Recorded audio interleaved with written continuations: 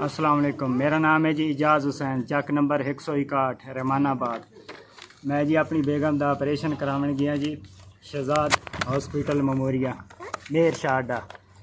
तो उन्होंने ऑपरेशन किया तो सही नहीं किया, डॉक्टर साहब ने आप खुद किया है, डॉक्टर आसफ ने। तो यह वो ट्रीटमेंट की रसीद दी सो जी। तो ये दवाइयाँ लिख दी सो, लेकिन 5 टीके हैं, 4 में ला चुके हैं। तो 5वें का मैंने पता लगा जी एक्सपायरी है पिया, वो एक्सपायरी डेट है। मैं टीके का पता लग गया। तो मेरे निक्के निक्के बच्चियां पईयां, मैं इन्हों की वजह तो टीके जड़े हैं दूसरे वो बाहर सुट दिते। एक टीके की मेरे डेट पढ़ी, अनपढ़ बंदा मैंने नहीं पता लगा भी कि मसला है।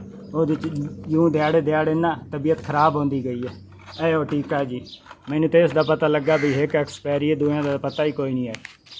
तो मेरे नाल इंसाफ किया जाए। निक्के निक्के बाल हैं, मेरी बच्ची हुई है जी 5वीं, पहले 4 मेरिया बच्चियाँ, 3 इन पईयां, चौथी है तो एक मेरी दुकान पर गई हुई है जी। तो मेरे नाल इंसाफ किया जाए। तो ये मैं दरखास्त ही दे आया जी डिप्टी कमिश्नर नूं। फिलहाल कोई एक्शन नहीं किया गया जी ये नाल। तो दूसरी दरखास्त दी है जी SCO ने वाली जी। तो इस टाइम थोड़ी कोई इंसाफ नहीं होया गया जी मेरे नाल। मेरी दरखास्त है हुकूमत नूं भी या तो हस्पताल सील किया जाए या साढ़े नाल इंसाफ किया जाए। उस तो बाद तबीयत हाले बेगम की खराब पई अंदर। उस तो बाद मैं पट्टी करावन गया, उन्हें आख्या तू साढ़े खिलाफ दरखास्त दी हुई है, मैं कोई नहीं एक्शन लेंदा, ऐसी कोई नहीं, जिथों मर्जी कराना इलाज करा ला। मैं आख्या टीके दे नाल क्या करना, जेड़ा कुछ होंदा तुसीं कर लो। एक टीका तो है, मैं आख्या पहले वाले मैं 4 ला चुके हैं, मैनूं उन्हां दा कोई पता नहीं लगा। तो मैं ये टीका वेख्या तो वो एक्सपायरी है तकरीबन 3 महीने 3.5 महीने है। देखो जी वो टीका इस तरह तो जानवरों नाल ही नहीं करते, मेरे बच्चों को नज़र ला दी है जी। मैं हूँ इन्होंने नाल की किया जाए, मैनू इंसाफ किया जाए जी मेरे नाल।